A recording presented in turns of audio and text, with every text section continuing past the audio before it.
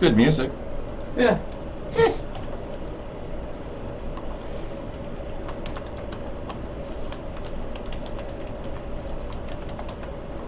This always fries my ass. So this is a technical difficulty. Oh, on the camera? Yeah. Yeah.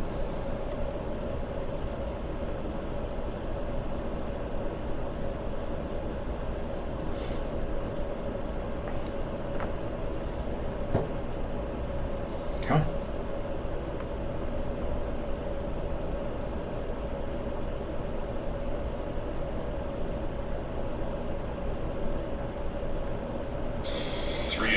Plus to yeah. Oh, I guess we have been on. Huh.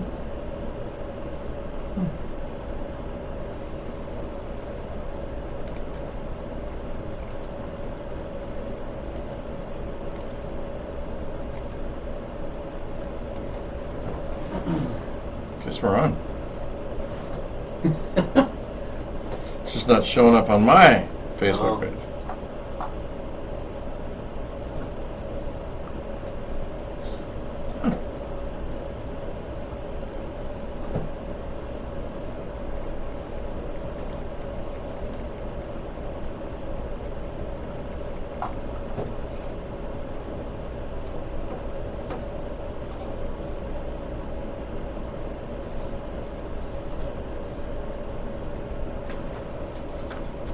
Hey, get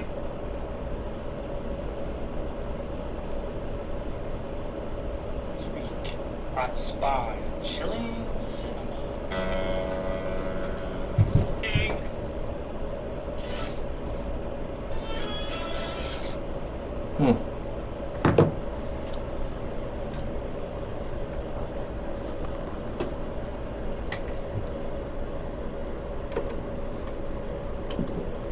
There we go. Whoa. Caught me in a pause. We're having some technical difficulties with our Facebook, and so caught me off guard a little bit. But that's okay. No big deal. We can roll with it. I tell you, I get no respect sometimes. You come in, the computer's shut down. What the devil do you do? I tell you. Hey, service organizations are just in our city are amazing. I mean, we have such a great group of organizations, anywhere from Exchange Club, you've got Rotary, you've got Optimus, you've got the VFW, you've got Knights of Columbus, and of course you've got the Lions Club, Sun Prairie Lions Club, and it is one of the most, I don't know what I'm going to say, the best organized, the best group of people, and it's all because it's Sun Prairie people, by the way. And I've been a part of it for 6 years. Jim McCourt actually introduced me to the Lions Club, and it's been the best thing that's ever happened to me in my life. I have never in my life been with such a great group of individuals that are dedicated to the community in the way of serving our community. And in studio right now is the new president of the Sun Prairie Lions. You got to pull that microphone over because you're going to have to talk into it. It won't bite you. Keep pulling it towards you. Keep pulling it towards you. A little bit more. 2 inches. There you go. Okay, perfect. Justin Wilson's in studio. Now let me tell you about Justin. Now Justin is a lifer. He's a Sun Prairie guy, and grew up here. Went to high school here. He played football, number 32. We'll talk about that too, because we got to talk football. Number 45. 45. I wrote down, and you know what? In one of your bios it says 32. Could be right on that. But definitely 45. hey, Justin, his bill-paying job outside of his volunteer stuff is he's the owner of American Solutions. Correct? American Solutions for Business. There you go. I mean, that's all the tchotchkes, guys. That's your shirts. Those are the mugs, your pins, your canopies, all that stuff. This man can make it happen for you right here in beautiful Sun Prairie. And so why not use somebody? I mean, look at the volunteer efforts that he does. But Justin, welcome to the show. Thank you, Bill. Appreciate You got to lean towards that mic or pull it towards you. There you go. Don't worry. I spank everybody about that. How's it going?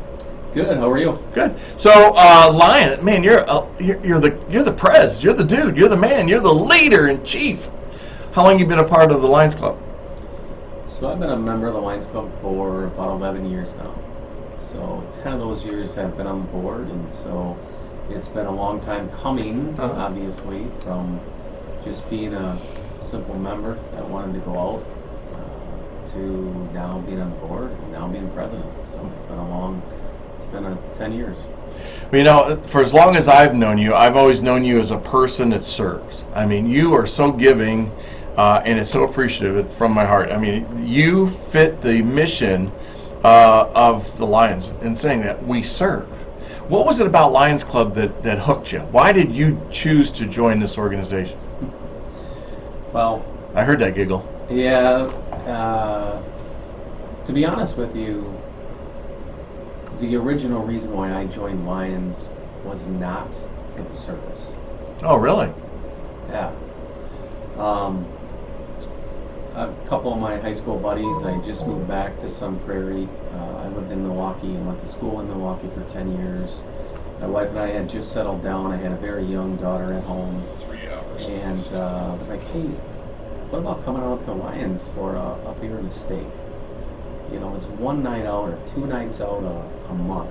Mm-hmm. It's just a nice way to get out of the house. And I said, well, yeah, that kind of sounds nice. And, you know, when you're a young dad and you've got a lot going on and the kids are constantly running at you, I guess I thought, yeah, I'll come out. And that was kind of how I got started. It had nothing to do with the service whatsoever. As I went along, that's when I learned more about the service the organization does. Well, you know, what's interesting is, here's what I like to say. Lions serve, period. It's that simple. And it has been that way since it was created back in 1917. And our clubs are places where I think individuals come together, they join together to give their time, talent, and treasures to really improving the communities. And really, overall, what we do here benefits the world at the same time. And, you know, I've had the opportunity to look at other organizations, and they're good organizations, Rotary, Optimist, but it just wasn't the right fit for me. And what I appreciated was, I remember my first guest meeting when I came out, with McCourt. I'm like, what are all these people doing here? And the place was packed. And I'm like, he's like, well, this is our meeting. Well, you know, Jim, this is our meeting. I'm like, all these people are members? He goes, well, yeah, there might be a few guests. And I said, and how often do you meet? He said, just meeting once a month. He goes, oh, no, second Thursday, fourth Thursday of every month. I said, and we're going to give you a steak. and they were feeding us. I could not believe the turnout. I couldn't believe the numbers of people that we had at, to this day, we're almost 90, at 90 people. We will be at 90. My goal is 108, by the way. Just want to make sure you know that. We have that many people involved in the organization. And to me, Justin, that's just overwhelming with the generosity that's a part of the club. Yeah, you know, I think all the things that Lions are involved in are huge. Yeah. I mean, and that's what I learned along the way in my 11 years. You know, I started volunteering myself for, I'll help with the highway cleanup. Okay. I did that first year. Yeah, I mean, it was great. And then you volunteer for the bar committee, and then the food committee. And you start to learn about the different things that we do and the organizations we support. And it's a lot more than just, oh, wow. You know, it's sort of a, wow, as a matter of fact, yeah, we do. And that's what struck me the most. It was another fulfilling way for me outside of the house, outside of my business. Sure. To give back to the community. Yeah. And that's what I really enjoy about it, still. Well, you know what they say, where there's a need, there's a lion. And that's really true, folks. I don't think you realize the things that go on in our city with the Lions Club. So let me just share this a little bit with you. So the things that we do, the Lions Club does, is they support vision. I mean, I'm a transporter. I'm a retina transplant transporter. How's that sound? And I can't remember what the number was that Ron gave us at the last meeting. Well, we had our busiest transport month this past month. Right, in July. It was tremendous. Yep. What was it, remember? 84? It was getting close to 100. Yeah. I know that. That's a 100 harvest. So we had almost 100 people. They donated their retinas. And so what happens is the Wisconsin Eye Bank, Lions Eye Bank, handles that whole entire process of once they receive the retinas and then getting them out to recipients across the state of Wisconsin. Now, it's broken into regions, and there's Milwaukee and there's Madison. And what happens here is you're chosen, you have a month that you adopt, basically. And Ron Wright has been the one that's been spearheading this. Great man. He really stays on the ball on this stuff. What happens is you get a phone call from Ron, go to the iBank, pick up your cooler, and take it somewhere. Whether it's to Beaver Dam or if it's to Johnson Creek. And honest to goodness, it's like the Pony Express. When I drop off at Beaver Dam, somebody picks up and takes to Green Bay, Fond du Lac, wherever.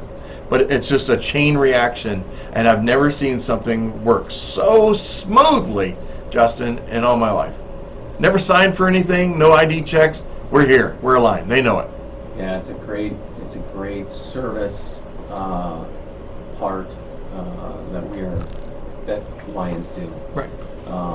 Ronnie's done a great job with that over the years. He's really, especially for first-time transporters, Yeah. he gives them a pin. And I think that's really great. What you don't really realize is within that box is a live tissue. You are giving someone the ability to see that very next day or that day they're going to have that surgery. And it seems like, I'm just going to pick up another box. Well, it's not a box. That person's going to go into surgery later that morning or later that afternoon or maybe even into the evening, and they're going to be able to see that very next day. And I think when you transport eye tissue for the first time, it's impactful. You know, you meet people, you meet other Lions clubs, you might meet them in Watertown, maybe South Milwaukee's at Watertown, and they're going to take it down to Children's, or they're going to take it down to Prairie down in Milwaukee, and that's where the surgery is going to happen. And it's a great service that we do. Right. It's definitely fulfilling, right? It was kind of interesting. My last one that I did, I got there at 1 o'clock, a little bit before 1 o'clock. You always arrive early, Lombardi time, you know. And I got there, and the ladies are like, "Oh, hey, we're real sorry. It's going to be about 15 minutes." I said, "No problem. I'm here. I'll be out in my truck. I'll be out there, so you guys can do your thing." And afterwards, they were through Ron. They were so apologetic that they made me wait. And I kept thinking when he said that, and I was like, "Man, I'm just so proud to be able to help somebody see." I would have waited an hour to do that, and that's I think the principle of we serve. 1.4 million Lions around the world, 470,000 Lions Club, and 100+ years of humanity, and it's really about just helping our communities, and things like Shelter from the Storm, Sunshine Supper, Sunshine Place. I mean, we are all around this area. Education Foundation. Got my list. I'm trying to do it from memory. How's that sound? Which would be good. But I have the real list back here. I know it's hiding on me. Stuff the bus. Stuff the bus. That's exactly right. I mean, the highway cleanup to me is so much fun. And it sounds really minor and all that. But man, I can't believe the amount of trash bags that we have afterwards. And folks, what we do is, so the clubhouse is out by the diesel driving school. And so we start at that bridge, and then we come back towards Sun Prairie, about a mile, I would say, isn't it? Yeah, it's a mile. About a mile. And man, I can't believe stuff we find. What is it with you people? I mean, just because you got culverts doesn't mean you need to throw the trash into Columbus, you know. We usually end up with anywhere from about 20 to 24 bags of trash. Yeah. I mean, it's shocking. That's amazing. In a mile. In a mile. In a mile. And here's what you need to know. We can't go in the middle. We'd probably have another 24 bags if we could get into the middle, into the median. But the state said, no, you can't go in here. It's not safe. Which I think is crazy. Because the side of the road ain't safe either. People come whizzing by all the time. But it's just amazing. But the what was I going to tell you? And I just lost that whole train of thought on this. I mean, bike rodeo. I mean, that's something that we do for the kids. It's always about the kids. Highway cleanup. The Lions Leader Dog program. Lions Camp. Lions Youth Exchange. These are all programs that the club supports financially into the amount of about, you know, there's a bunch of them here, guys, but to the tune of about $50,000 a year. It's pretty close to 30 to 50. It is, and you know, like I said, Bill, I've been on the board for 10 years, and when we first started 10 years ago, our budget was closer to $30,000. Yeah. And that included all the money that we gave out to the community. Uh-huh. And within that time, it's grown exponentially. I mean, it's huge. It's huge. You know, the YMCA uses our clubhouse all summer long. I mean, they think it's one of the greatest places they've ever been. We've got a creek running through there. We've got a natural setting and all that we maintain and we take care of. We've got a beautiful clubhouse. People can have weddings there. They can do receptions, parties, whatever. And it's just tucked back behind the diesel driving school. A lot of people don't even know about it. But, you know, eyesight is just so important. So we even have a testing program for schools that, in fact, till this year was run by Randy Harrison. Yeah. Past governor, district governor, past president. I don't think he was a president. Yeah. Man, maybe yes, he was. He was past president. He was past district governor. You know, big thank you to Lion Randy. I mean, vision and hearing, really the hearing part, has always been a big passion of Randy. And I don't know if that comes from watching his wife in the school district. Oh, it okay. could be. I'm not really sure, but Randy's been doing hearing within the schools for as long as I've been a member. Oh, really? Yep. And he always seems to get the volunteers that want to help him. You mean sight? Yeah, with sight and hearing. Oh, really? I didn't know he was doing hearing. He really does a lot of the hearing testing. Yes. Okay. But yes, he does do a lot of sight. And every year we get referrals out of the school, and I think that's great. You know, now Randy's still going to be there. Sure. And our new chair is going to be Beth Patterson. So it'll be Beth's challenge to go into the districts to check the eyes of all the kids at the school, because they're not getting their eyes checked otherwise. No. I mean, this is another great area where Lions all across the state, within each community, do this. They go into the schools At no charge. at no charge. Mm-hmm. And we look for referrals. Now, most of our referrals do go to Shopko Optical, but in some cases they go other places. Why Shopko? Well, we've had a great partnership with Shopko over the years. And what does that mean, they get a referral to Shopko?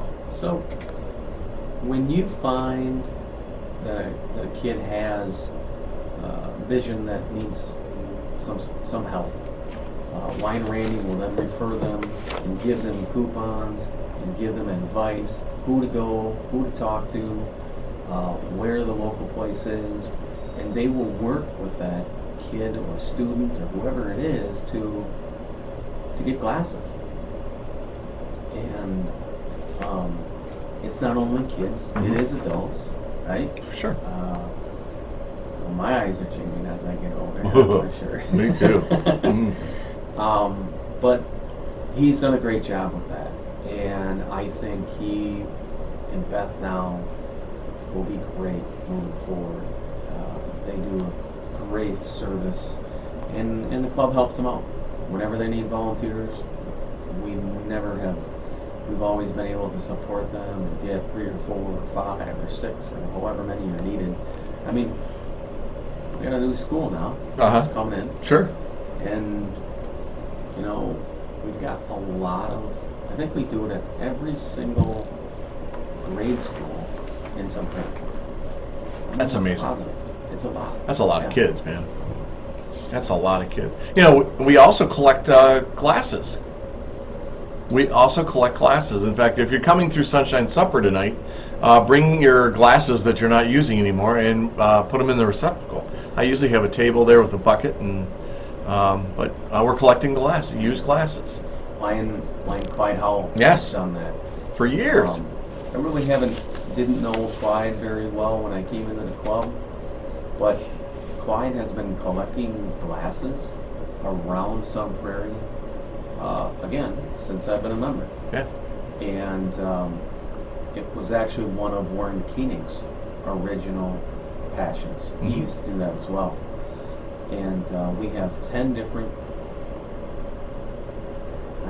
booths around Sun Prairie where you can just discard your local glasses. They all get collected and cleaned, and they go up to the Lions camp up in Stevens Point. Then from there they get organized into trays, and some of them stay right here in the U.S., but a lot of them do go overseas. Sure. And our district, the 27D1 district, is probably the biggest eyeglass collection district within the state. Isn't that amazing? Yeah. Well, with Sun Prairie in there, I understand why. It's a good people of Sun Prairie. Yeah. It really is. But, you know, there are youth activities that we do. There's disaster relief, a humanitarian effort, which is the core of every Lion, is helping Lions take the spirit of kindness. I mean, spreading this. That's what I love about that. And we've had such an influx of new members in the last 12 months, especially the last month. Yeah. Oh my gosh! I mean, what we've had, I think we have 6 new Lions. Of that 6, 5 of them are ladies, Yeah. and that's exciting to see. Absolutely. I mean, I think when you look at the service clubs within the community, from what they started at or way back, Mhm. and what they are today, it's drastically changed. I mean, the Lions Club started back in 1933. At that time, it was a men's business club, and that's what it was. Over the course of the years, obviously that has changed. And I was very humbled and thankful to be the secretary for Lion Judy when she was the first woman Oh, yeah. president of That's the right. Prairie Lions Club, and that was great. But even now today, and as you have mentioned, we have 5 new women coming into the club, and it's great because we have a lot of diversity within the club itself, and I think it keeps everybody on their toes. Yeah, check this out. Beth Patterson, Sarah Mahea, Susan Howley, Terry Latimer, kind of know her, and Laura Stanfield. In fact, we will induct Terry and Laura this Thursday, and Lion Bill's going to do that. Yeah. I called him and reached out to him about that. Yeah, and Tony Hudzinski, who I work out with, he says, I like the thoughts, the ideas, and the mission of the Lions Club. And because he is such a generous dude with Badger Realty and his investment company and all that. But it's a great group of people. I mean, your board of directors is something else. Jim McCourt, first vice president, right? First vice president, Jim McCourt. Kelly Harnish. Kelly is a director. Yep. Sherry Parrish. She's a director as well. Bob Patterson, secretary. Bob is our secretary. Matt Paskey. Paskey is our Second. second VP. And Troy Einsrick, I never say his last name right. Yeah, Eisenrich. I know. But it's he is third VP. Matt Tully. Matt is line tamer. Scott Ellingbo. He's a director. And Matt Coy. I mean Tom Cook. Tom Coy. What did I say, Yeah. Mike? I'm sorry. Tom is our finance guy. Yeah. He's our treasurer. Yeah. And then myself, I'm membership. Yep. And Brad Bauer is our past president. Yep. He just served 2 years as president. Yeah. Has that ever happened before? Never happened before. So he made Lion history. He did make line history, and in many different ways. You know, I'm super thankful for Brad. He went through a bit of a rough couple of years with COVID. Sure. Trying to figure out, how do we meet? Where do we meet? Can we meet? How do I communicate? Right. You know, I think the last couple of years with COVID were difficult. And For everybody. oh, absolutely. You know, and Brad was great at pivot and move. I mean, that's what he did. And he asked me right before he was kind of said, "Hey, Justin, it's your turn. Well, what did I get accomplished?" I said, "Well, you know, Brad, it's not what you accomplished." I said, it's how you pivoted and moved the last couple of years. You know, how we were going to meet, where we were going to meet. Sure. It was a challenging couple of years for us. Yeah, the thing that I think Brad did a pretty good job of holding us together as an organization, and I'm very impressed. And we got to hang on to this, man, because something happens that was created. I think it was his brainchild to do this. I'm not sure. Of course, correct me if I'm wrong.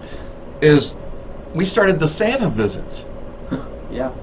And folks, Yeah. if you don't know this, what happened was 2 years ago. This will be our third year. It'll be our third year. Yep. So we decided that since the kids couldn't get to Santa, we'd bring Santa to the kiddos. Yeah, a lot of our programs and a lot of our fundraisers went away. And Brad and Jim, another one of our Lions, said, "Hey, you know, we visit the kids in Santa suits." And it's a great way to get the kids excited.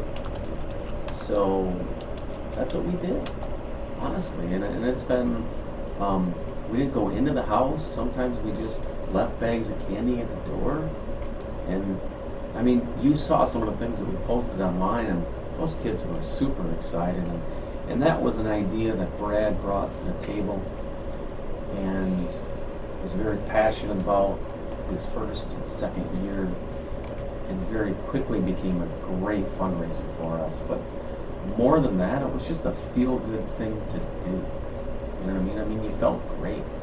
I happened to be in one of the Santa suits one night, and the kids, they open the door, and, you know, you wave, and, hey, you know, you say a few things, and it's kind of fun. But when you see the kid's face light up, that was special. You know, that was cool.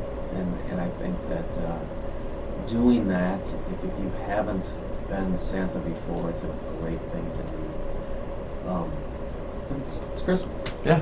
What kid doesn't like Christmas? Well, I mean, and the whole thing wasn't about making any money. It was about bringing joy and support, love, and that whole Christmas spirit to the kids the best way we could. And I got to do it. I mean, I was in tears the first time.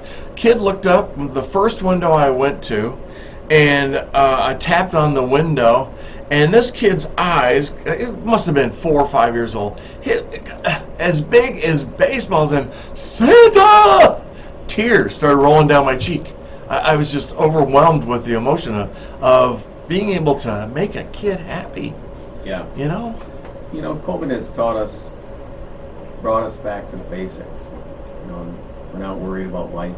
We're not worried about the things in the fast lane or where we got to be or what we got to do. But it's brought us back to family. And I think doing this particular event, the Santa event, it's all about family. And it's all about times together.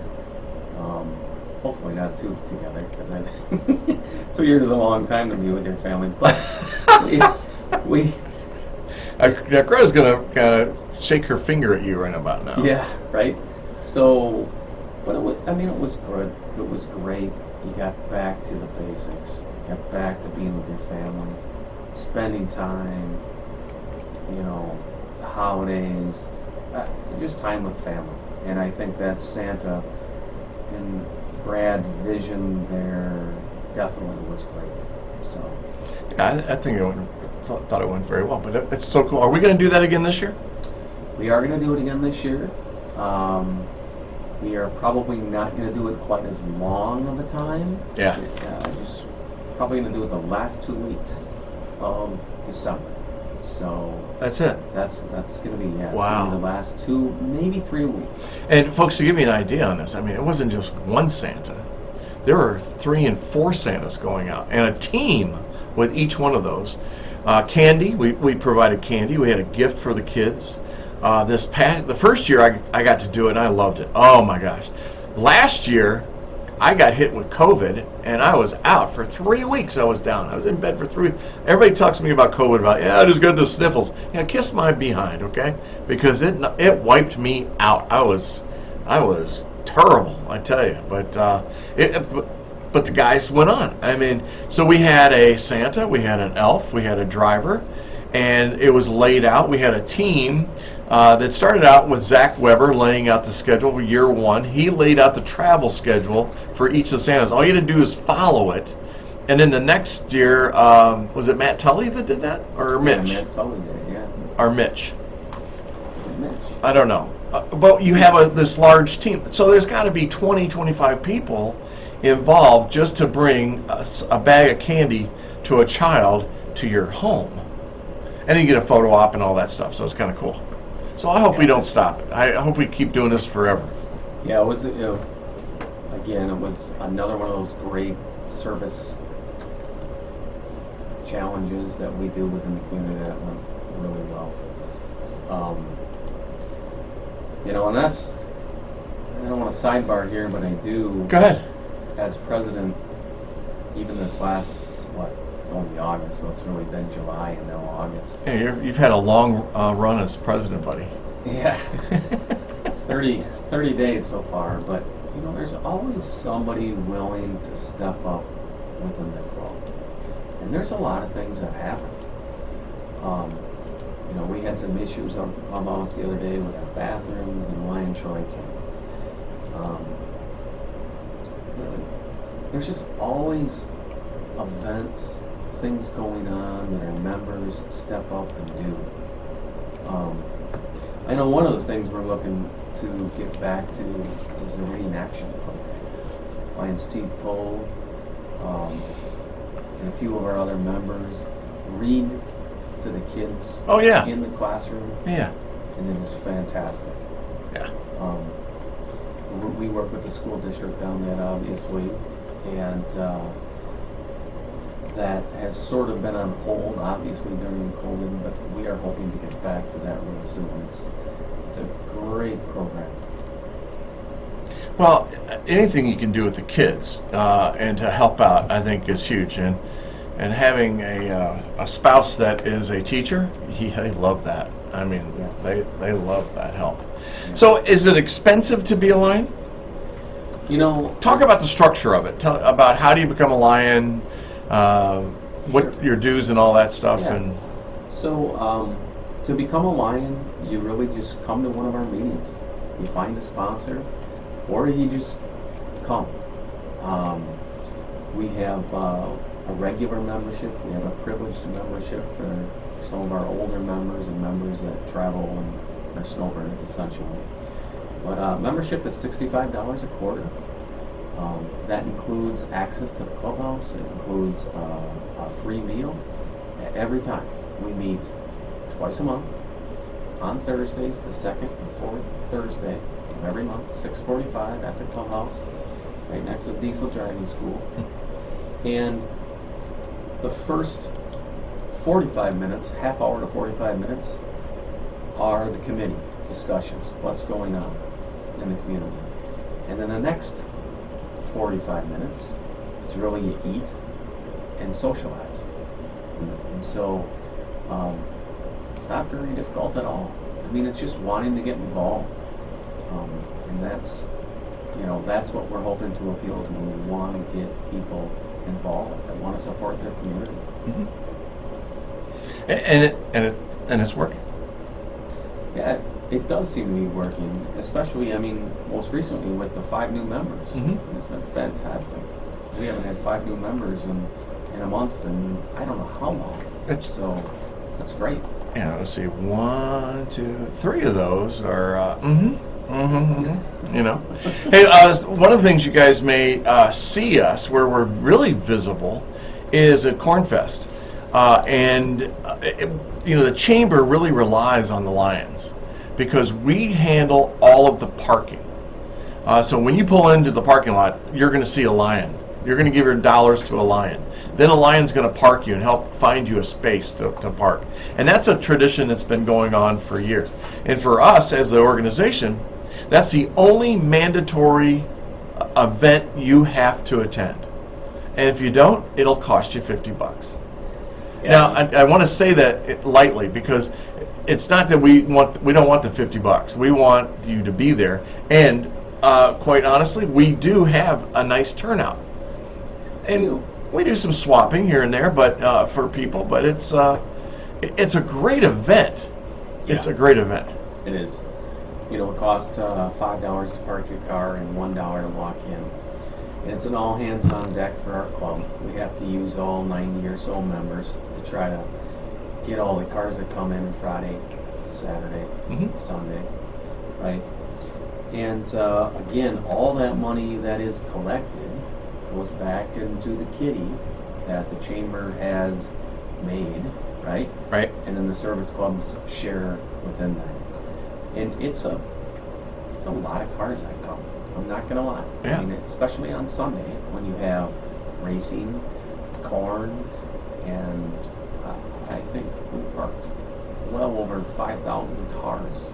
It was huge. It was crazy. It was huge. I mean, absolutely nuts. Yeah, and all that, again, the money that we make from that particular event goes back to help fuel all of our programs. In our community. In the It community. stays in Sun Prairie, folks. It stays in Sun Prairie. And it's, this year, Lions, again, are going to be helping out with the parade. So Christina and everybody there, we're going to have a parade on Wednesday. So it's going to be the Cornfest parade, and it's from 6 to 9, right? So at the end of the parade, since the rides start on Thursday, right, there's going to be music and beverages down at Cannery Square. Yeah. What are Lions doing? We are helping serve the beer and kind of have a good time for the people that want to come down after the parade. Sure. Well, they need to. You got to come down, folks. You got to be a part of this parade. And I still think we need to have a float, but things like Shelter from the Storm Ministries, we support that organization. Children's Museum, there's another great one. The Stuff the Bus, you've already said. We also give scholarships every year. Yeah. Talk about the scholarships for the high school. Yeah, so we give out 4 scholarships this year, and that's something we hope to maybe expand down the road. Just now with the 2 different schools, we got to figure that out. But we have 2 different types of scholarship. We have the tech school, and then we have the 4-year school. And there's not much difference in what we give out. So there's 4 scholarships.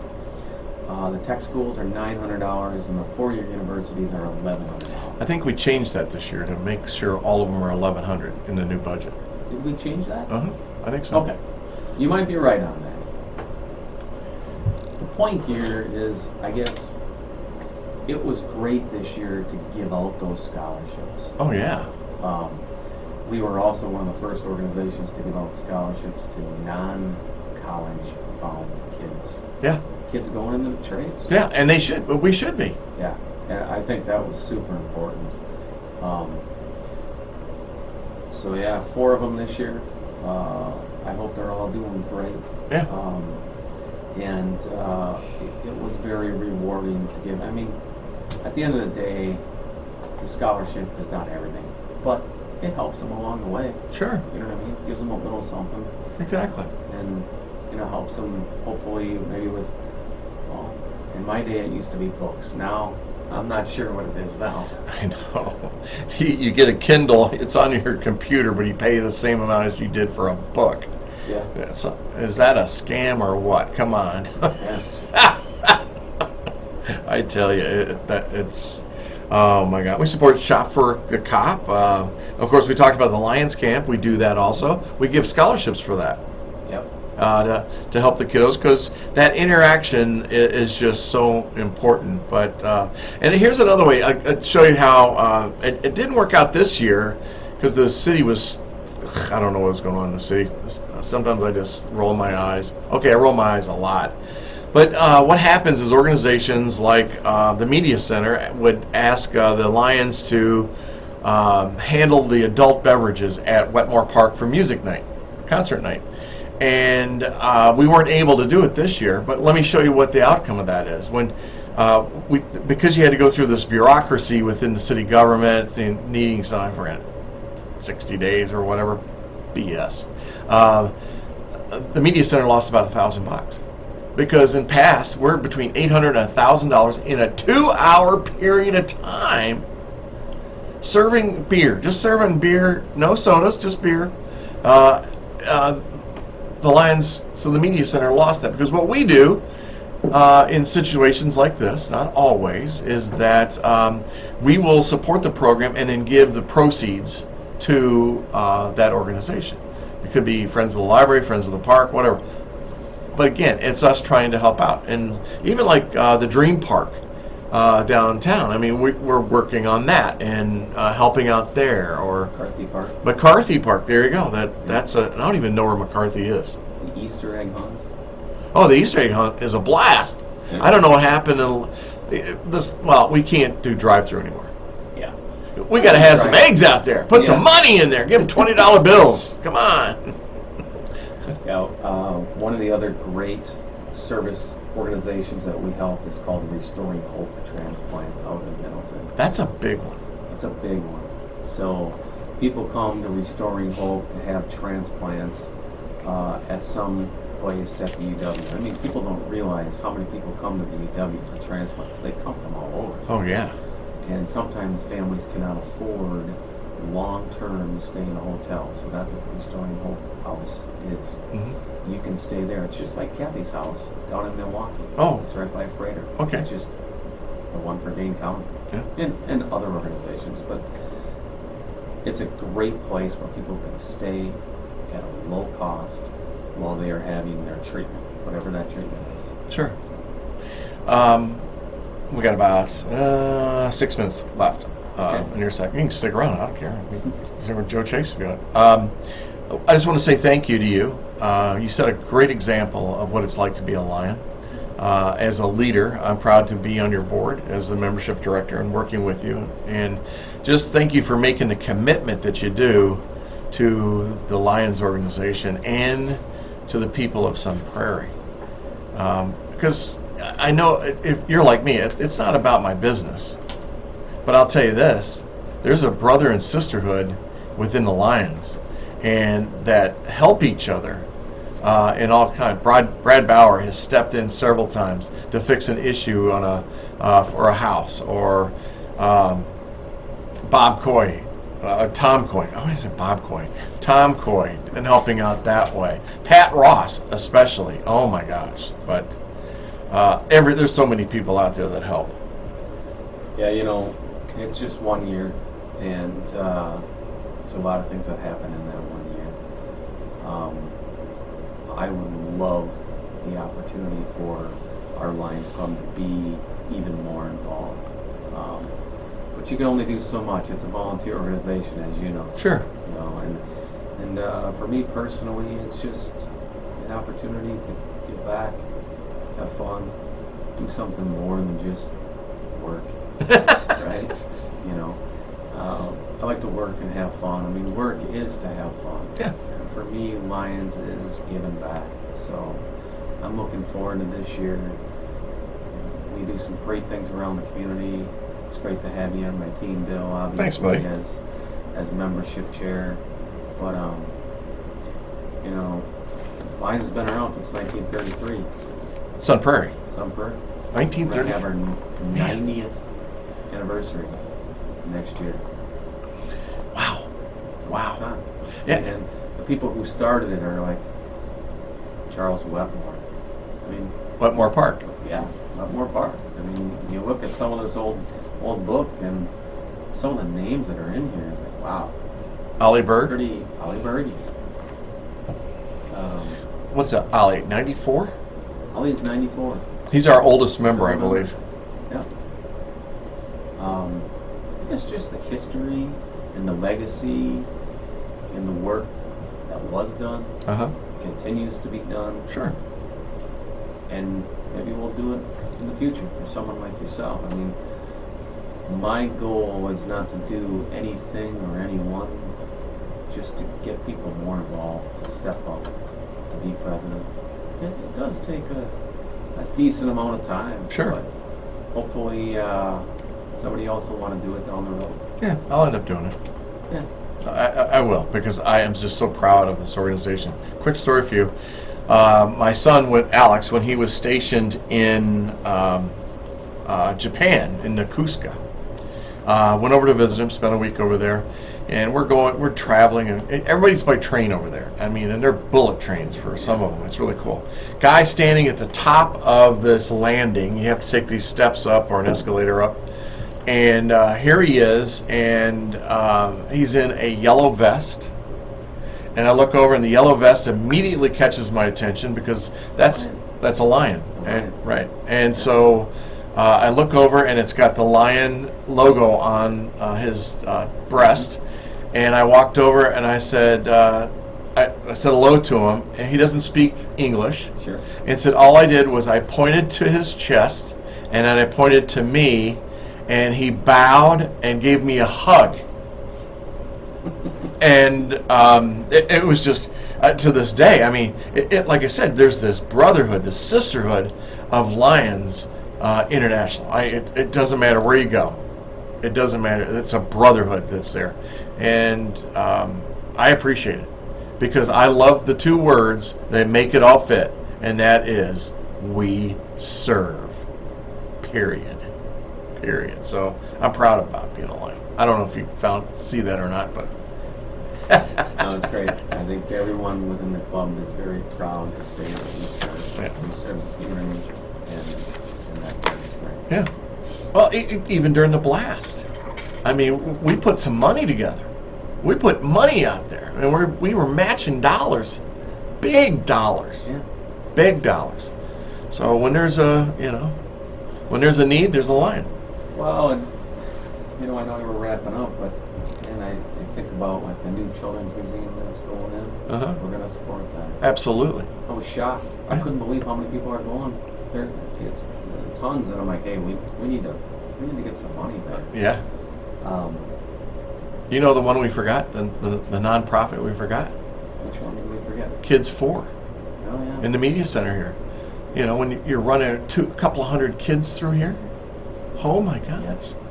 We'll put that on the list next year. And Jeff Robbins would appreciate that. Yes. Oh my gosh. Well, hey, thank you for doing this. Thank you for. What did I forget? Anything? I'll give you the last word. Come out and join us. We have fun. Yeah. We volunteer, but we have fun. Yeah. And I think that's really what it's all about. Is yes, we volunteer, but we have fun and we enjoy it. And we're a great group of people, so come on out. You know, and Jeff Robbins, I'll never forget when he came in, when I was introducing him, he's like, what are all these people? I said, these are all members. And he's like, oh my. He says, is every meeting like this? I said, yeah, pretty much, more or less, give or take. And he was just blown away by the amount of involvement that we have. And that was one of the reasons he joined.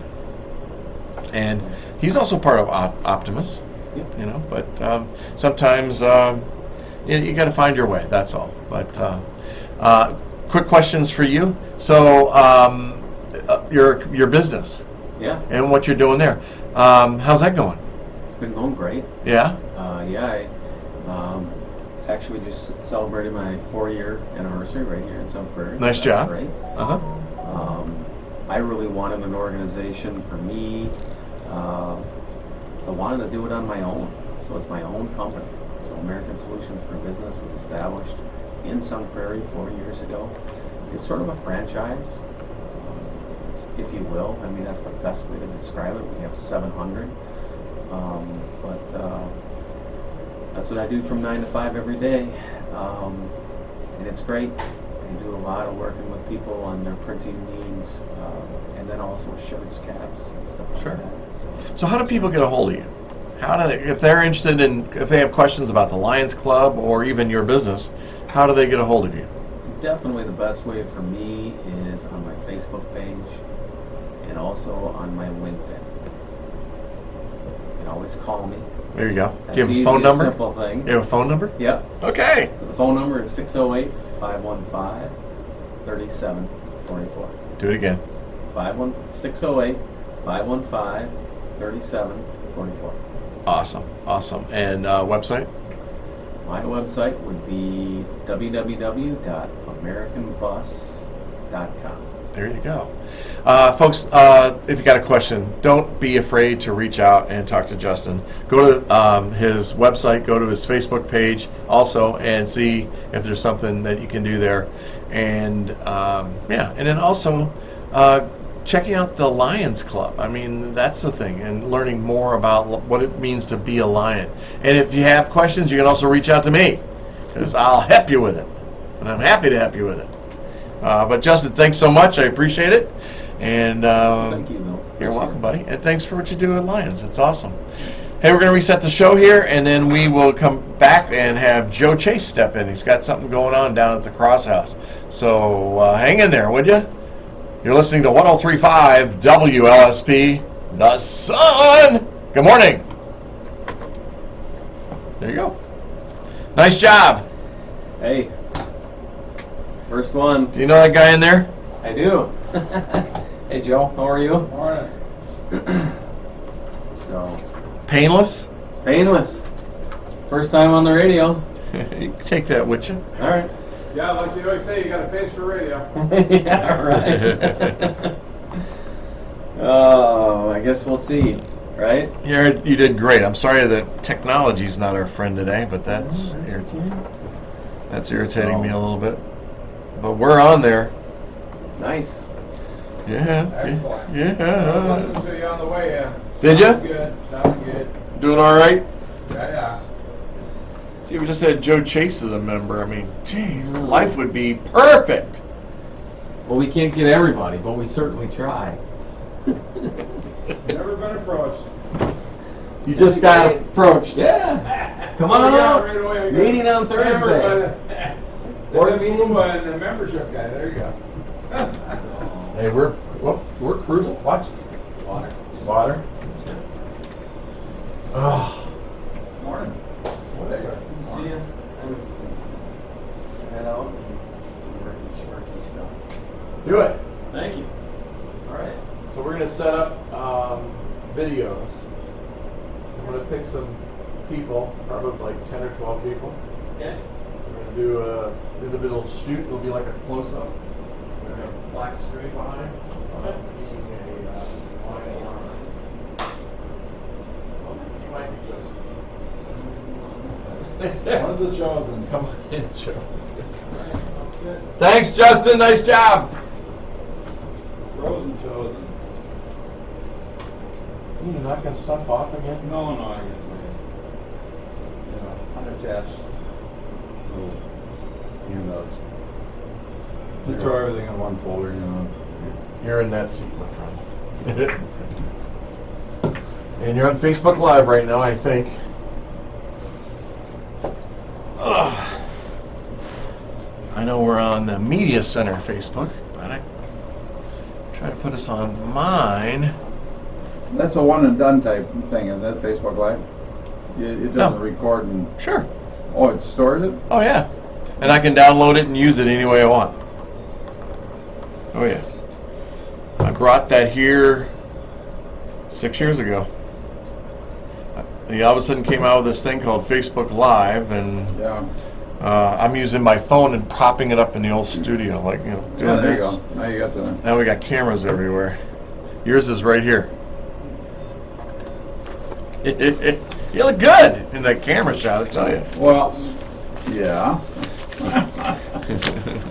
Yeah, baby. Paul is your brother? Cousin. Your cousin.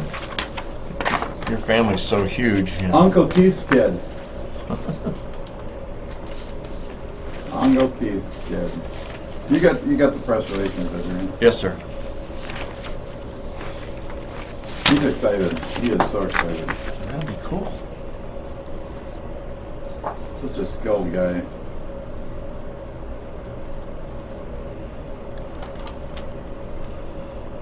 You need any test?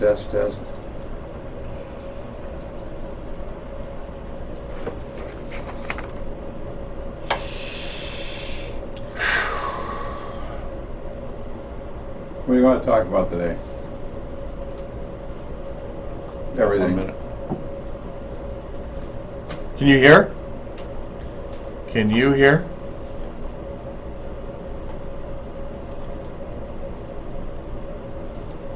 I hear all kinds of whistles and chickens. I heard the chickens. Did you? Very low, but it's there.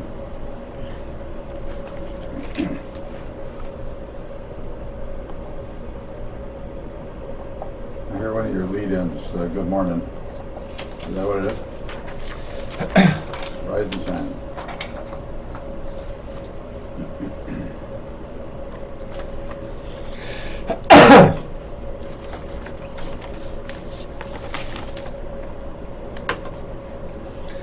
Hey, thanks, Lisa. I appreciate that very much. My leader, my former leader, teacher, mentor, love her to death. You are fantastic. Lisa Wolf and myself and Laura Stanfield will be bringing you the parade broadcast. Yep, right down there by Melio's as we start giving you the play-by-play of the Cornfest parade. Can't wait. It's going to be a lot of fun. Hey, it's Monday night, and what's that mean? Monday night is Sunshine Supper, and it's going to be a great night. Why? Because my team is there. So if you want to stop by and grab a meal, stop in and say hi and tell me you heard me on the radio. That would be great. Or saw me on Facebook. That's cool. Tonight, the meal is sponsored by St. Albert the Great, and it's Sloppy Joe. Sloppy Joe's. And I'm going to tell you, I think they got the best Sloppy Joe in the world. And I like it anyway. That's all I need to say about that. It's just delicious. Stop by, grab a meal. You come down Main Street and come back around the building, pull through, come through, tell us how many meals you want, and we will bring them right out to your car. Hey, guess what Tuesday is? Tuesday is Election Day. Yep, we're in that time frame again. So Tuesday, you'll be casting your vote in the primary for several different things, but don't forget 7 a.m. to 8 p.m. Is the time. The polls open at 7, close at 8. Go to the City of Sun Prairie website to check your location of where you're voting, and it might have changed. If you didn't vote in the last cycle, this past spring, check it out, find out where you are. Don't forget to bring identification, and if you have any concerns at all, call the city clerk's office at 608-837-2511. Hey, we got the George O'Keefe Art Show. It's going to happen August 18th through the 6th or 21st at the Cross House. We're going to talk about that with our good buddy Joe Chase here in a few minutes. Football, Sun Prairie football on August 12th. That's the scrimmage. It's going to be happening at the stadium. Can't wait for some football. We just just recorded the pre-season interviews with the coaches this past week. It should be on air by Wednesday of this week.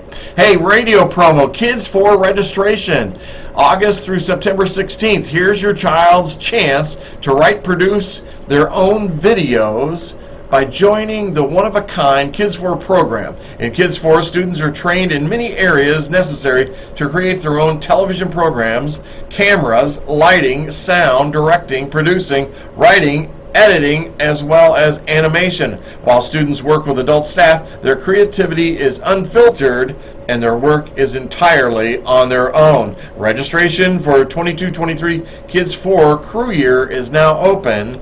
Kids 4 is an after-school media literacy program available for students who are in 4th through 8th grade, which takes me out of that right away. I'm a little older than that, but registration forms can be found at kids4.tv.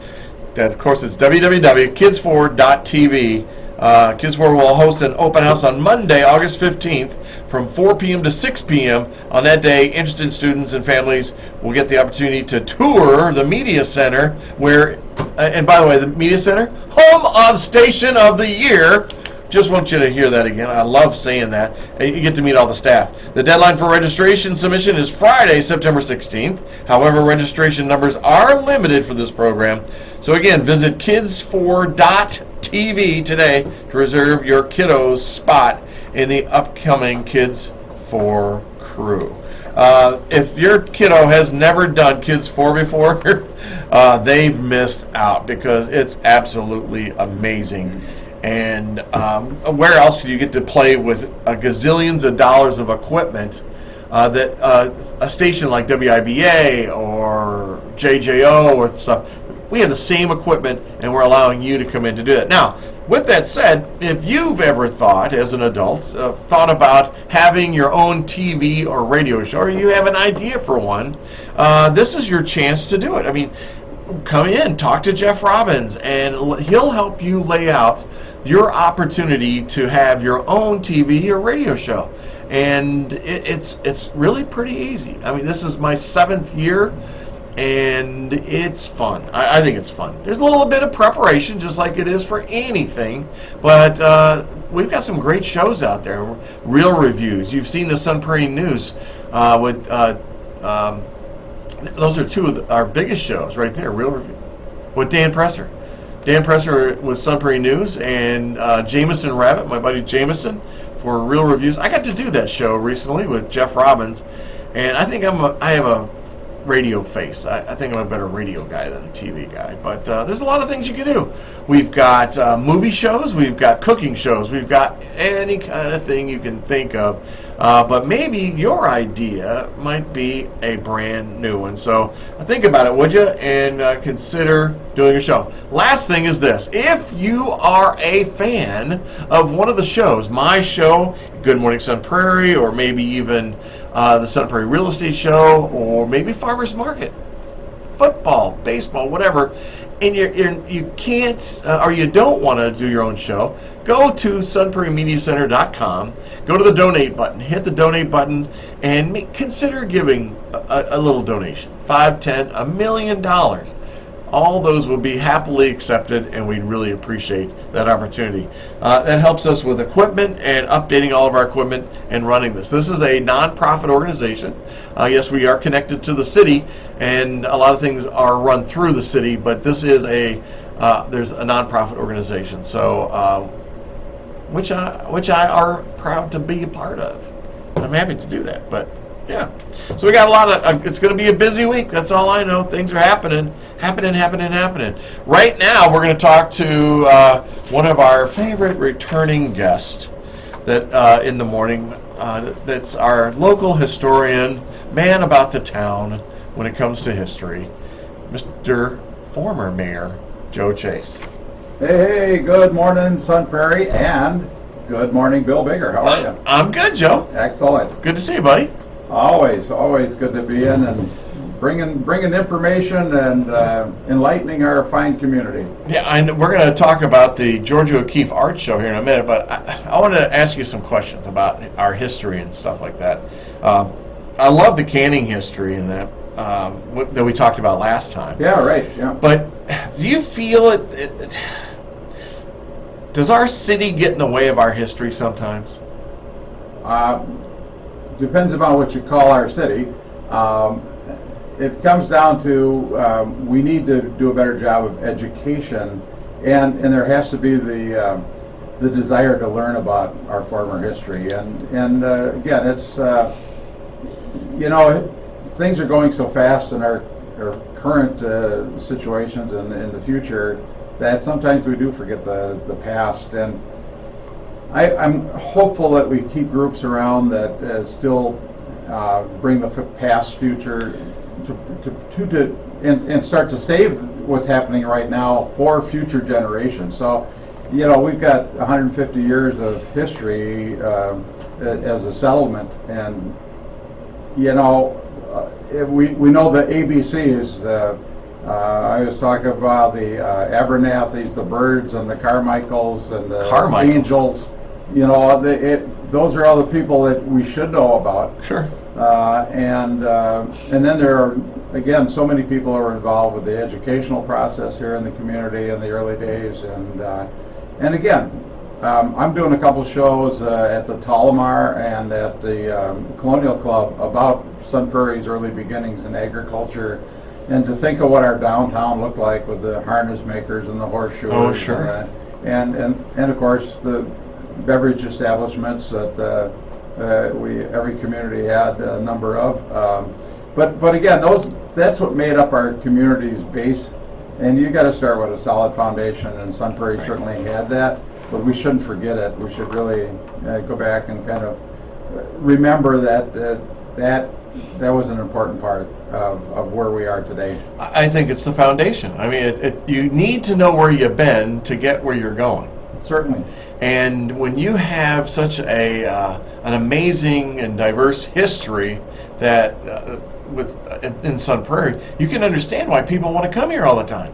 Why they want to move to the city, our city. Exactly. Well, it may not be because of our history; it's because of what we're doing now. But I think the history influenced our people, and helped us create that mindset, that welcoming kind of Norwegian kind of lifestyle.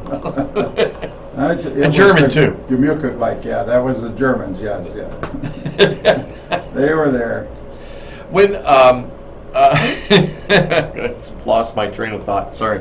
The Cross House. Talk about the Cross House and how important the Cross House is to Sun Prairie.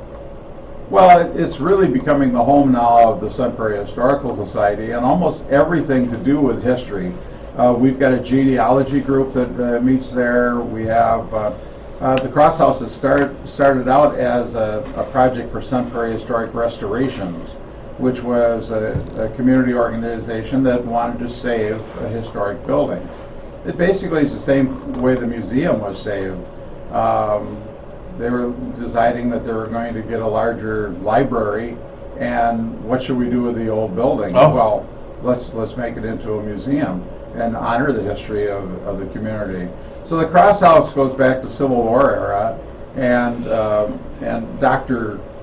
Charles Guile Cross was a Civil War surgeon that came to Sun Prairie, and he and his sons started a doctor's office, if you will, with a pharmacy.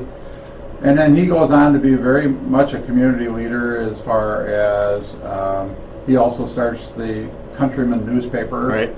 And so Dr. Cross was very important to the community. So it's been a great honor to be able to preserve his home on pretty much on site where it was, and it sounds like our future will allow it to stay there because the city is transferring it to the Historical Society for their use, and they're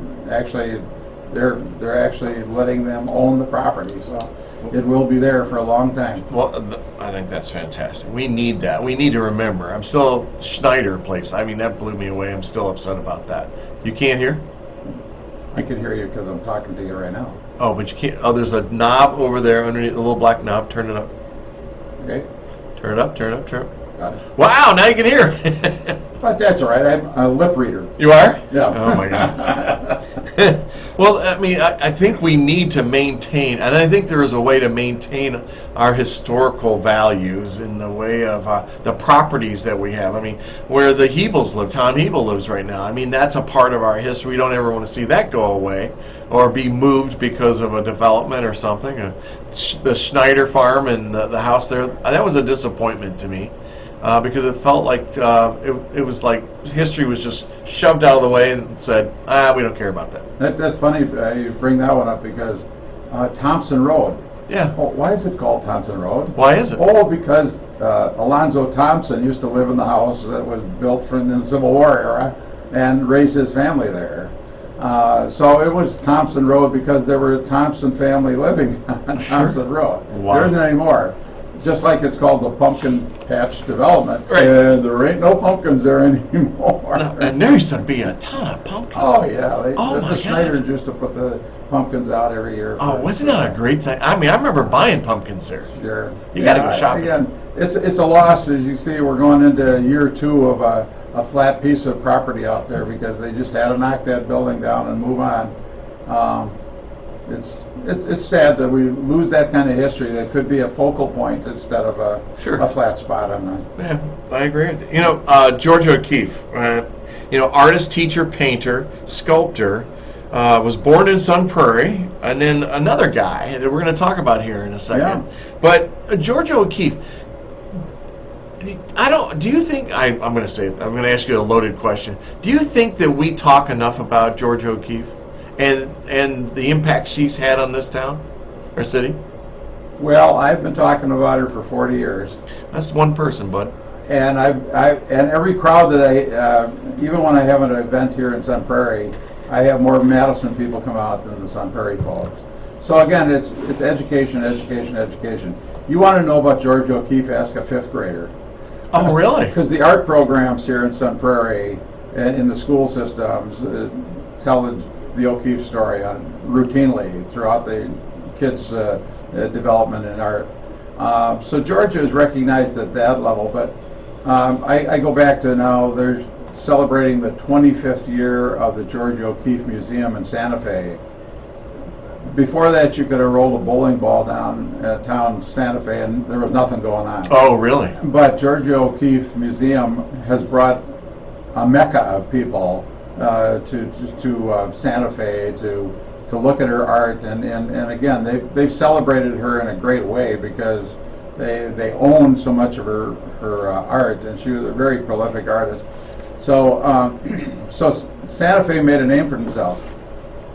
I have people come from all over the country to want to know more about George O'Keeffe when they come to Sun Prairie, and I am happy to take time in my day to take people out on a tour of the George O'Keeffe environs, if you will.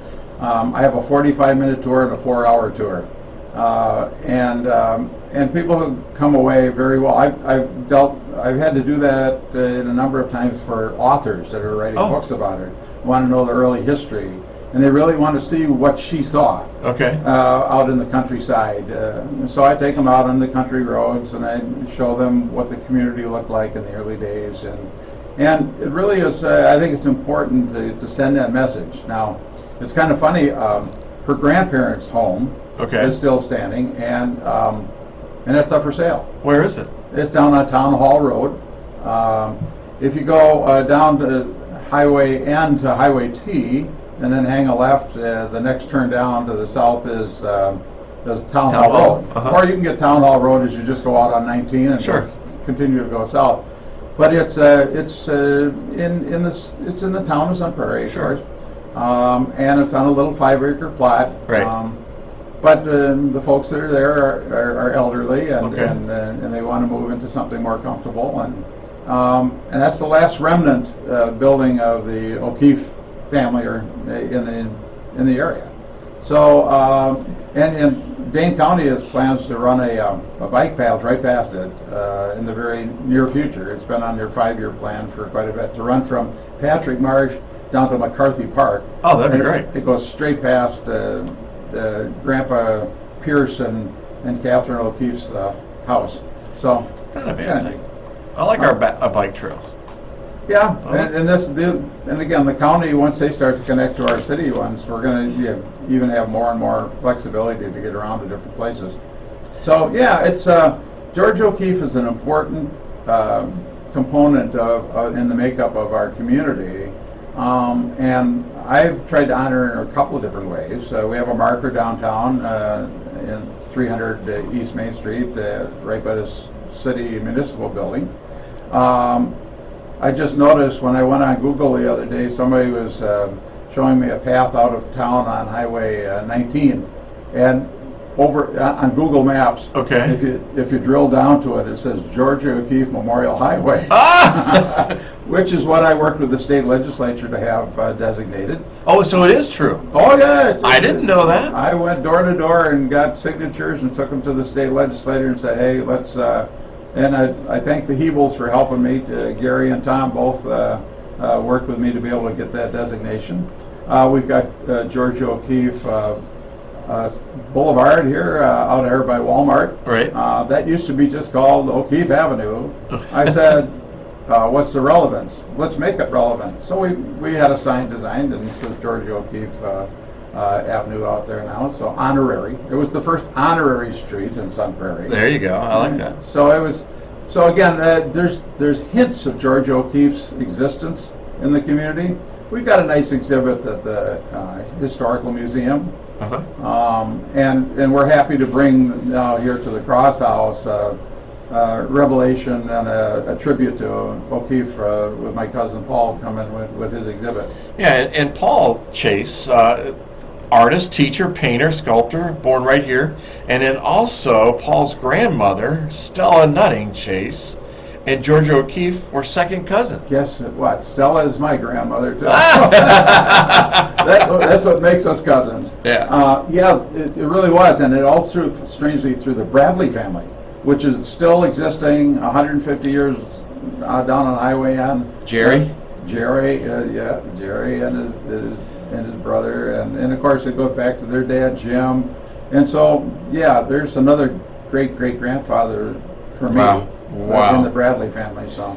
Well, the connection with Paul and Georgia O'Keeffe, was his inspiration from Georgia O'Keeffe? No. He didn't even know he was a cousin to Georgia O'Keeffe. Oh, no, but I mean her artwork and that. No. Oh my gosh. Actually, as part of his history, he went out to Montana and was teaching in Native American schools. And he was teaching art because he had been a graduate of UW Platteville. And art became something that he really became engaged in. And his art is so different and very focused on so many different areas. I don't know how you can say focused on so many different areas, but he started out with a lot of things, in particular guitar art. And he embedded guitars into his artwork. Oh my gosh. And he would either paint the guitar stand alone, or he would embed it into an art piece and paint it into the setting. You ever want to see anything with Paul Chase, you just go to his website, which is easy to know, paulchase.com. And you will see a button that says hit gallery, and the galleries will blow you away with the kind of art he does. We're proud to show that he did a cityscape of Sun Prairie, and that Sun Prairie wasn't his first cityscape. But what he does is collage a number of the buildings into a horizontal painting or reproduction. And we'll have a few of those down at the show when it comes together too. And they're in various places around Sun Prairie right now. You'll see them at the library, you'll see them at the museum. Oh my goodness. But he does these community collages. And like I say, he normally does them horizontal, but since he lives in Galena, he had to do a vertical because they're all built on a hillside. Oh, so it was really, he's just, like I said, a very innovative individual, and you'll see that he goes from one thing to another as far as themes. He'll do an all red theme, and he did like 25 paintings in red, in different colors of red, and then these different images, and then he went to turquoise. He did his entire program in just turquoise. He wanders all over the country, Arizona, Florida. Right. And he goes anywhere near a marble mine or a marble quarry. He's out there taking marble back home with him so he can carve marble. So he's into carving marble too. So he's just very prolific in the kind of art that he is inspired to create. Now, well, you'll be featuring his marble works at the Cross House, from what I'm reading. He has done a couple of Okay. O'Keefe related. George O'Keefe did a sculpture that was a huge spiral, and he's reproduced a tribute to that big spiral that she's. The spiral was made in a 12-inch image and then made into an 8-foot image, as for George O'Keefe. He also did a George O'Keefe bust, so he's carved that out. He gets into marble and carving those kinds of stones. 2 months ago, he did 15 horse heads in different images and took them to Nashville to a show down in Nashville, because he's well connected in Nashville because of his guitar art. Okay. Yeah, so he's a prolific guy. He was commissioned to paint a 40-foot guitar on the side of a hotel down there. Okay. You need a big ladder. Oh yeah, a little scaffolding in the works. So yeah, he's again well recognized throughout the various states, and yeah, and like I said, he puts together, he does it as a living, even in his in his senior years here. He just loves to put a brush in his hand, and he goes to town. Now, will he be at the Cross House? He will. Okay. He's coming to town. In particular, we've kind of put this together because annually he gets together for a class reunion at Sweet Corn Festival. Okay. And so he says, "Well, let's do this. I'm going to be up there anyway for the reunion." So he's going to be there Thursday. Friday, I think he's going to give it to me to hang on to and do, because he's going to be at the reunion.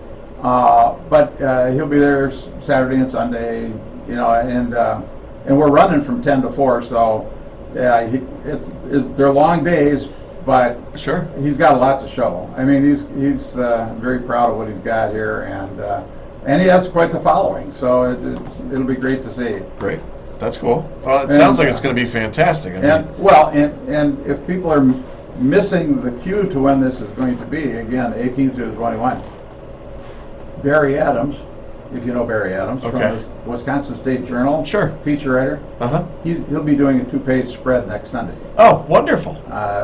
Talking about Paul's exhibit and his history, and because again, here we are bringing a Sun Prairie guy back, just like we'd like to have brought Georgia back, and she did make a few visits here. Did she? Oh yeah. Okay. But again, it was one of those things where she wasn't here to have a red carpet rolled out for her. She's one of those persons that she went where she wanted to go. Right. And she didn't need the fanfare. Right. No, I get you. So, folks, remember, write this down. Write it down. Put it on your calendar. Circle it, underline it, highlight it. That August 18th through the 21st. On the 18th from 5 to 7 p.m. and August 19th, 2021, 10 to 4. And it should be, you got to stop down and check this out. I'm looking at just a photograph, and the works are, now can you buy any of these? Well, anything can be purchased. As a matter of fact, I'm kind of wondering what he's going to do with them. I think Sun Prairie would want a few of these to keep in their collection. Yeah, absolutely. In various places.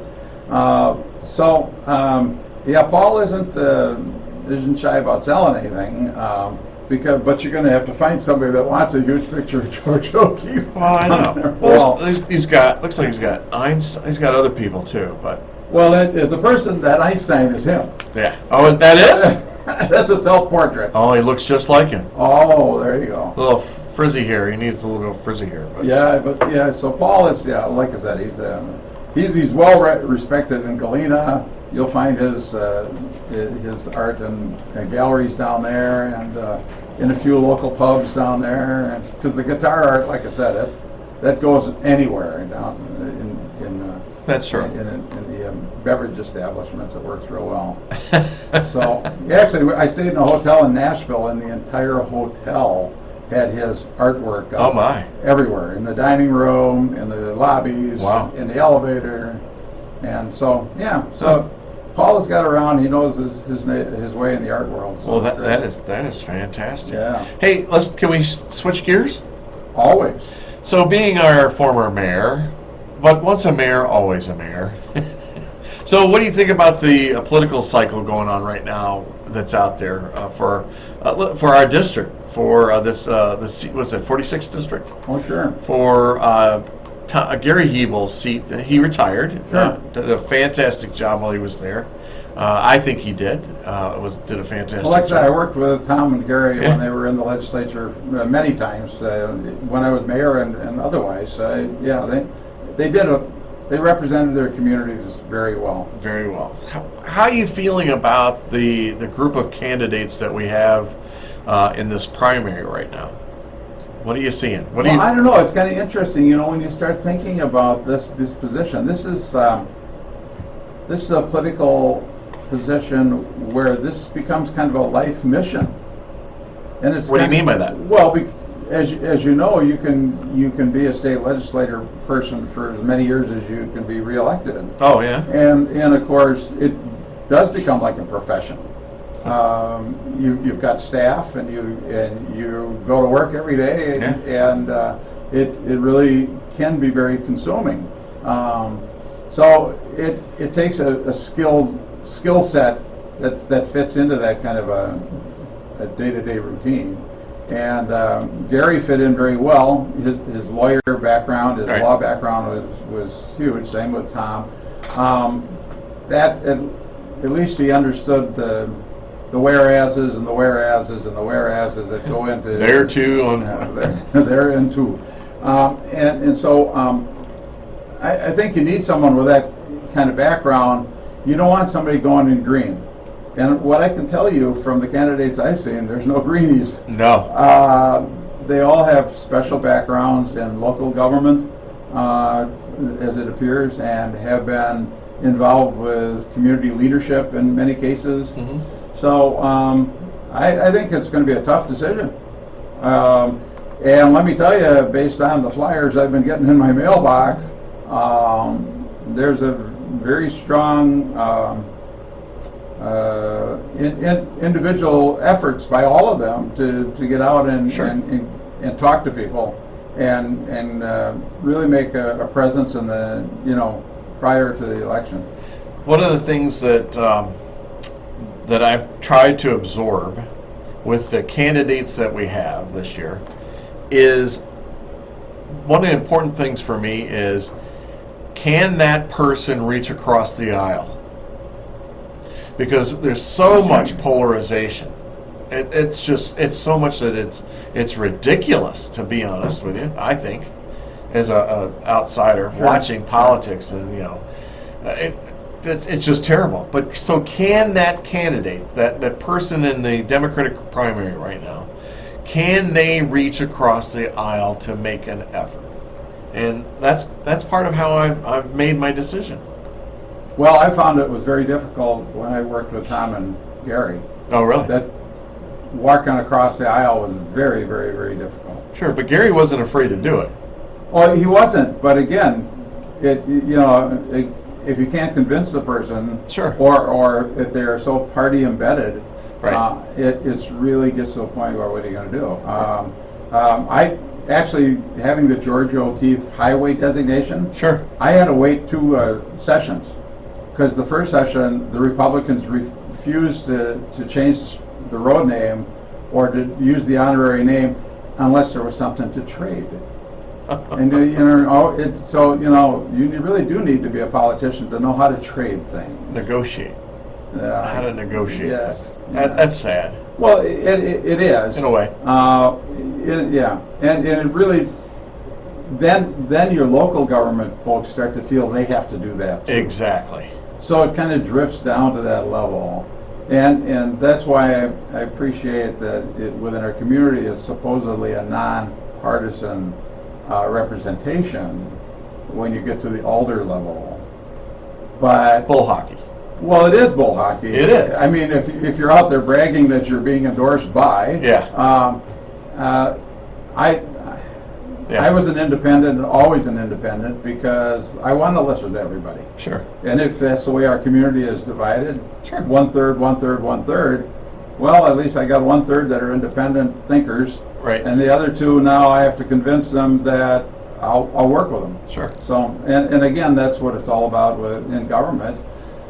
It's too bad that there's this party mindset that says you will always vote with the party, and that's we got to get away from that. We got to get that back to common sense thinking. Yeah, what's best for the city and for the people. You're not going to make everybody happy. I guarantee you that. They're not going to make everybody happy.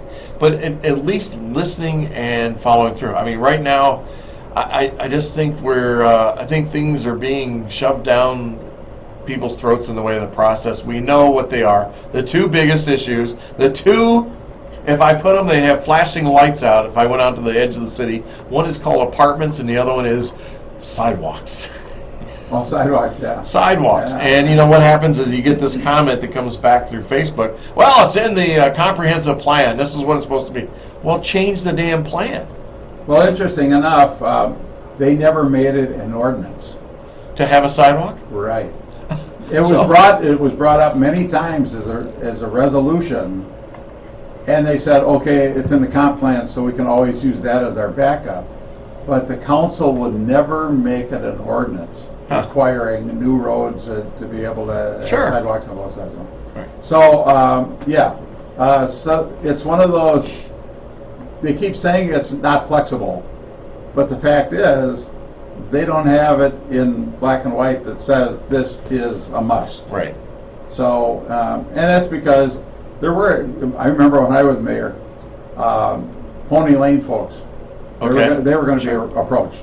Oh. And they says, well, we're like almost a rural setting here now. Yeah. And we all don't mind that problems walking in the street. Right. And, we're a closed little community here. We've got the 3 streets back here. We've got 50 houses. We don't expect a lot of people walking in here just to tour. Maybe 50 houses. Yeah. So I overruled the planning commission, and they don't have sidewalks. Yeah. And I thought that was just fine that they kept their little dead end area there off to themselves. And right. I walk through that area now to get out to Highway 19 and get down. When my son says, Dad, let's walk to Dairy Queen. Okay, the way we do it is cut right through Pony Lane and up we go. There you go. No problems at all. So again, it's one of those rules. And again, if you want to be a stickler, if that's one of the things that is in your commitment to the community, all right, yeah. you do that. But again, the option is still there. Yeah. And if the community members are told, oh, wait a minute, that was a meeting before. We always plan our sidewalks a year ahead of time, and now we're telling you we're starting to put them in. Oh, yeah, you're too late. You had to talk to us a year ago about sidewalks. You can't talk to us when it's starting to happen. So, yeah, it's one of those things that will always be out there. And apartments, I've got a view on that. I think we all hired the same housing consultants. Yeah. And they went around to every town, yeah. filled out the sheet and says, you're going to need to build 200 more units every year for the next 20 years. And some of them adopted it and some of them didn't. Sun Prairie may have adopted it, but so did Cottage Grove. Same and thing. so did DeForest. Same thing. And we're going to have a glut of apartments in the future. If I remember, that 200 number was also given for single-family homes. That was the number of homes you needed every year to keep going. Yeah. But the apartment thing is, and Bill Connors was here. We were talking about this on the real estate show. That it's set up where the density is there. You know where the apartments are going to be, or could be. And so this last group that over on Grand and Main, that area was set up for an apartment building. It was going to be a city center with density around the original correct roundabout there. Yeah. Right. And so having people coming out and, oh my God, we didn't know about this. Well, you didn't know about it, but you should have done more homework. And maybe your realtor should have also helped you with that. Sure. And I put it, I was on the real estate show, I even said I think it should be part of the duty of the real estate agent to tell you about the community where you're about to buy a house or where you're about to build a house. And if you don't want to be next to a 300-unit apartment building, then don't build there. Yeah, they really started the single-family homes on the outer ring, Yes, sir. if you will. Right. And again, that was the market. Right. They always came to Sun Prairie and said, "You don't have any houses that are over $500,000." So we built out in the township Right. because we wanted a $500,000 house. I mean, now we're talking 15 years ago. That's where the houses were all built Sure. in the township. Yeah. Now we're trying to catch up, and we're trying to stay in the middle. What is it? We went from a base of $260,000 house to what, $349 value for the average house. But again, plenty of single-family houses out there. No, there's not. Sure it is. No, we need more. And what's it for? The people are going to work in the retail places on the west side? No, because they aren't going to be able to afford single-family housing. So that's why apartment buildings are necessary to feed or to be supplemental to the retail outlets that we have in the community that need to hire people. There's just people that have to rent. They can't purchase for whatever reason it is. And you want them there because you want to have people at Buck and Honey's. You want to have people at the wherever, at the bakery and all that. You want people at Home and Lindsay. You want people that are living in the community. And the reason for that is when they live in the community, they support the community. So their dollars stay in the community. And it also, if you can strengthen the population in the way of supporting the businesses where they work, then you also reduce your cost for those companies that are out there recruiting people, looking for people. And the reason for that is that they don't have to keep hiring for the same spot, same job over and over, and in training for that same job over and over again. And if you can get retention in your employment, that's a huge sign. But it's interesting that the people that live in apartment buildings, there's quite a span of demographics. Sure. There are the low-income people. Well, I was one once. Yeah, and there are the high-income, a single professional or single or a couple of professionals that want to live in a high-rise apartment overlooking downtown Sun Prairie. Yeah. But that isn't really going to be. Some of the housing that we're trying to put together is trying to be affordable, so people can not have to be living in a trailer or in their car. Yeah. And that's really, and again, single veterans, if you will, as they talk about, veterans as they are looking for housing that's affordable, and they don't need a house with all kinds of yard work to do. They need a community, and some of these buildings can become a community. Sure. We just want them to be good communities. Some of these apartment complexes don't become good communities. Right. Right. And unfortunately, that needs to be addressed. Now, there's other issues. If you go down South Birch Street, there are a number of 6 units that should be replaced with apartment buildings. Yeah. Because they really are the. I'm not exactly sure how to address some of the landlords that are on that row on South Bird, but it really gets to a point where that property would really serve, because that area has been density units. So why not do them there instead of out on some farmland out that, again, these folks are still a mile or two from where they need to buy groceries, clothing. How are they going to get there? Right.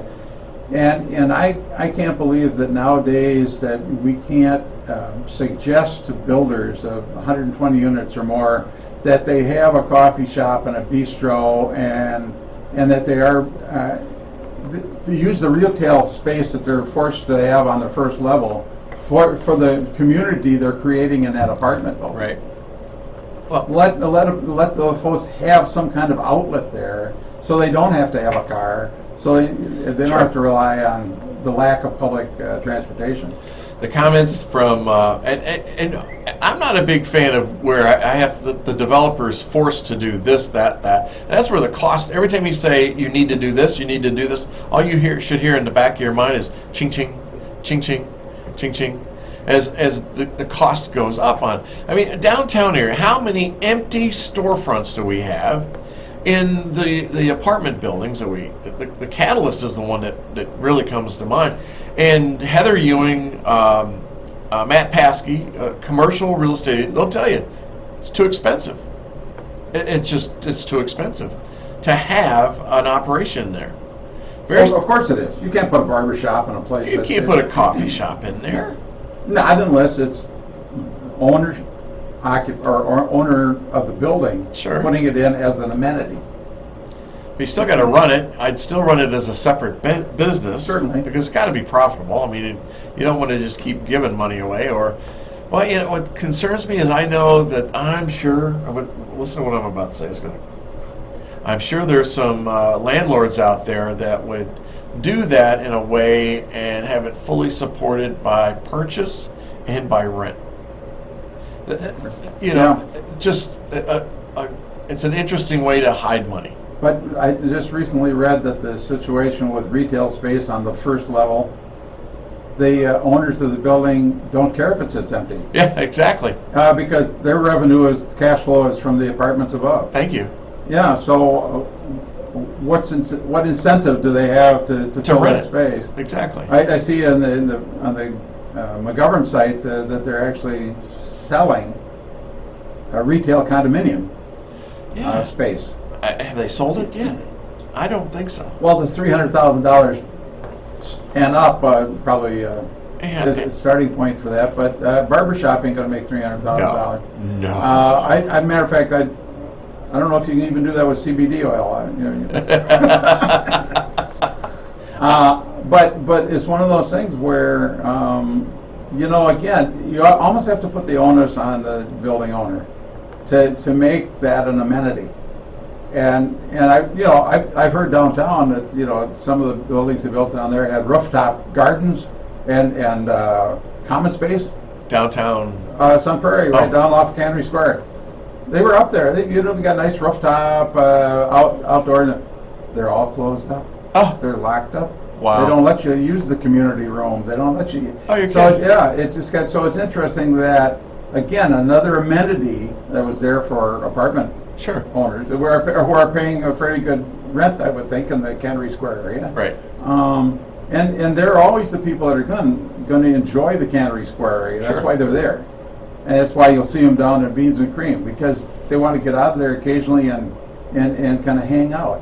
And we're not providing hangout places for apartment dwellers, especially in these new buildings they're going to be building on West Main Street off of Bristol. It's, again, unless you create something in that retail space that is an amenity to these people, the margin in restaurants too. You can't build a brand new restaurant in a building like that downtown. No. There's no way. It's not going to fly. Because it's just huge dollar investments, and the return is well, you better be the best, and you better not just be trendy. Right. Because people want the best, and they want what's currently most exciting. So I mean, you're going to have some downtown dwellers that are really going to need, and that's why I suggested, I may have said it before, we should have a branch library in that new building on corner of Bristol and Main, because you'd have people in there 12 hours a day. Bristol and Main? The new building that's on the southwest corner. That's going to be a 4-story. It hasn't been built yet. Oh yeah. Right. The library should look at getting outside of the box. They say they got the bus that goes around and various things, but people are looking for a different setting nowadays to read, to use computers, and those kinds of places. You see, coffee shops are being adapted to that, but why not have and restaurants are being. Libraries are starting to get to a point where, we have coffee for you. And we have. They should. And it's one of those things where it appears to me that why don't we have more of these kind of sitting places? Right. And who can afford that kind of space more than the city? Well, our city spends money like you can't believe. So it gives them an Don't get me started. It gives them an opportunity to utilize the downtown, to support the downtown in a very modernistic way, I think. Yeah. So. hopefully. I would like to see in the downtown area, in our bid district. I know we've got businesses that are in those stores and all that. I'd like to see a more upscale type of business. Our friend at Faded Roots, Jen, she wants to add up to her business. She wants to add a men's line to Faded Roots. She has nowhere to go. She is amazing to think that she's got the capital to put in a store like she's got already now. And doing well. And cause now look at the rest of the folks.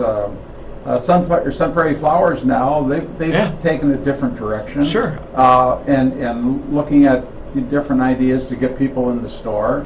But again, what we need is people want restaurants if they're going to walk around downtown. Sure.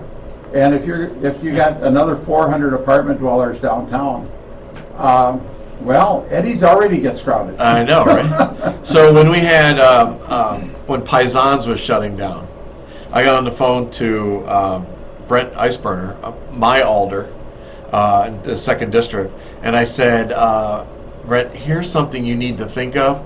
We have Market Street Diner that is closing down. It's been sitting empty. Paisans does not have a home. Why don't you invite them to come to Sun Prairie? And that helps make Sun Prairie a destination city. So people come down, they have dinner, they may go to Full Mile, they may, wherever they go for music and all that, up on the loft on a Thursday. I said it's just another way of making Sun Prairie a destination. And I know he reached out to him, and he was told that they want to stay downtown. Oh yeah, they're a Madison centric because old Greenbush, that's what it's all about. But again, there's no reason we don't have a breakfast place downtown that's already turnkey. You're going to walk right in there and start it up. Exactly. And we need that again. For apartment dwellers, would love to be going over and having sit down short breakfast. Not just apartment dwellers, but everybody in that community. The downtown, our Cannery Square is just so popular, and it's so. Well, you and I were down there every Saturday, and you weren't. Yeah. Were you this No, Saturday? of course I was. I didn't see I was you. handing out my little flyers. Were you? Yeah, you didn't. Oh, come you were back. already gone, Bill. 10 you o'clock. got kind of a short. 10 o'clock. I was out of there. Yeah. Well, it's a long day. 7 to 10. That's not bad. 3 hours. Yeah, there you go. I'm amazed at the people that come downtown. And the question is, how do you get them to stay downtown? And that's by having restaurants, having the storefronts where they can come down for farmers market and then they slide over to Faded Roots. They go over to Eddie's for a burger, whatever. They go over to the Nest for different designs. Maybe they're at Salvatore's. I don't care. But how do you keep them down there? Then that should be the question for the bid. So farmers market, I've been really pleased with the fact that they've had music. Oh. That music has had people sitting in the benches. Isn't that something? It really is. Right. And so that's been a great feature to add. I went down and talked to the knife sharpening guy the other day. So Jesse. He's down there with his. I said, that's the same thing they use in the barber shop, right? For honing in the knife. Oh yeah, he says. And then he shaves off a little hair off his arm, and he says, see, that works perfect. It's a beautiful thing. Yeah, he said, and I've only got 8 people here I'm trying to get knives done for, so he's got himself a good business there and a good business model for, a nice Saturday morning. I love telling people hey, come down to Farmers Market and bring all your knives. Well, you're not telling them to bring their axes, so you're not doing any axe throwing. Well, he could do that, though. I mean, that'd be fun. No, I think he's got to have a grinding wheel for them suckers. He's got one. Ooh, a big one. Oh, he'll figure out how to do it. He'll figure it out. But it's a good added feature to the farmers market. I agree. It's again, those are the things you got to do for downtown Sun Prairie. Yeah. And unfortunately, there's no reason why Market Street has sat there for 2 years empty. There's no reason. The city should be working on it. The bid should be working on it. They should have those kinds of contacts. Sometimes I think we need somebody with bigger vision leading the charge in Sun Prairie. With a bigger vision. We know that. Yeah, we do. We really do. Joe Chase, thanks for coming in. Don't forget Georgia O'Keeffe's art show on August 18th through the 21st at the Cross House. It's going to be from ahead of times here, and I lost it. 5 to 7 on the 18th, and then also 10 to 4 on 19th, 20th, and 21st. Don't forget, you got a Sunshine Supper tonight. Staying Up for the Great is making sloppy joes. It's awesome. And then get out to vote tomorrow. This is your right, and take it. It's something that you need to do. Step up and get it done. 7 to 8 p.m. If you're not registered, you can register at the polls. So, Sun Prairie, thanks for listening. Joe Chase, thanks for coming in. Thank you. Come back again. You bet, Sun Prairie. I'm here for you. You are always welcome on this show. Thanks, Sun Prairie. Have a great Monday, and I'll see you Wednesday at 11 o'clock. Bye now.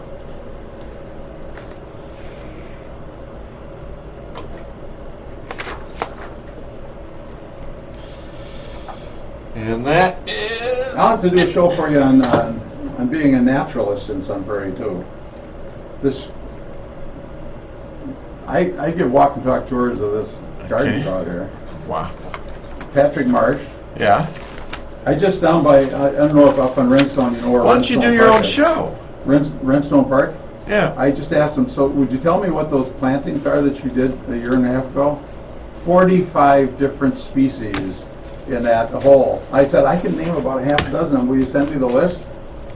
Sedges and rye and bulrushes and flowering plants that I have. I'm hoping they can all survive. Oh my Because gosh. usually it's survival of the fittest in those kinds of environments. So why don't you do a show here? I'm thinking about doing a history one, but Yeah. yeah. I think it'd be a great idea. I used to do. I did one. I had an award-winning show. I did. I believe you. What's Happening, Mayor Joe? Well, that'd be awesome. I did that for 4 years, once a week.